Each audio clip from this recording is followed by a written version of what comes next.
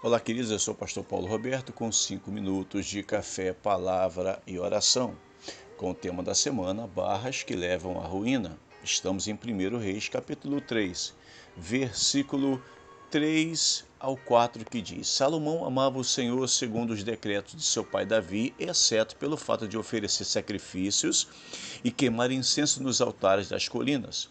O lugar de adoração mais importante ficava em Gibeon, por isso o rei Salomão foi para lá e ofereceu 1000 holocaustos. Naquela noite o Senhor apareceu a Salomão num sonho e lhe disse: Peça o que quiser e eu lhe darei. Queridos, nós estamos aqui com este assunto maravilhoso que é barras que levam à ruína. Vocês vão perceber que da mesma maneira que Salomão, ao reinar em Israel, já começa com um dossiê, com informações acerca dos reis antecessores a ele, que foi Saul e o seu pai Davi, agora ele também vai perceber que ele tem 3 condições favoráveis para começar a reinar. Salomão, ele não começa do zero, ele tem alguma bagagem, algum material que ele possa olhar e perceber que isto vai ajudá-lo a governar de uma forma diferente dos 2 reis que reinaram, foram antecessores a ele, seja Saul, seja Davi. Primeiro, ele sabia o que deu certo e o que deu errado nos governos anteriores.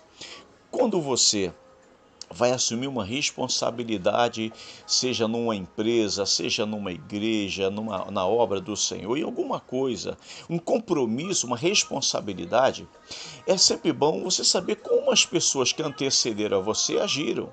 O que elas fizeram de boa, de bom, que deu certo e o que não deu, para que você copie só o que deu certo, o que funcionou, mas aquilo que não prestou, você abre mão e tenta fazer diferente. Então perceba que Salomão, ele tinha essas 3 condições favoráveis, que a primeira, ele sabia o que deu certo, o que deu errado, para não fazer igual.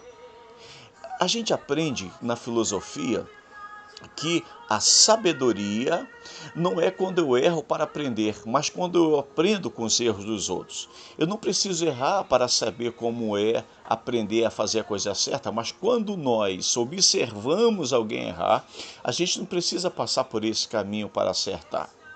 Agora você vai perceber que, segundo a condição que estava a favor de Salomão, que o ajudou bastante no seu reinado, é que Deus confiou a ele, a Salomão, a construção do primeiro templo de Israel e também do Palácio Real.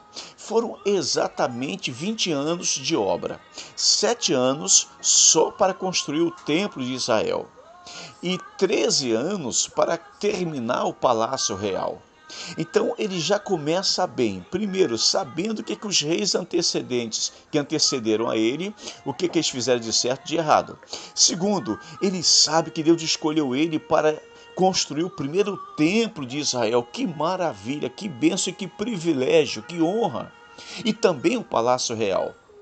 E a terceira vantagem ou condição favorável que Salomão recebe da parte de Deus por reinar é que a arma mais poderosa que Deus confiou a ele não foi armamentos bélicos sofisticados, não foram carros de combate, espadas, lanças e qualquer outro maquinário de guerra, mas a arma mais poderosa que Deus confiou a Salomão para que ele pudesse reinar com poder e autoridade foi sabedoria.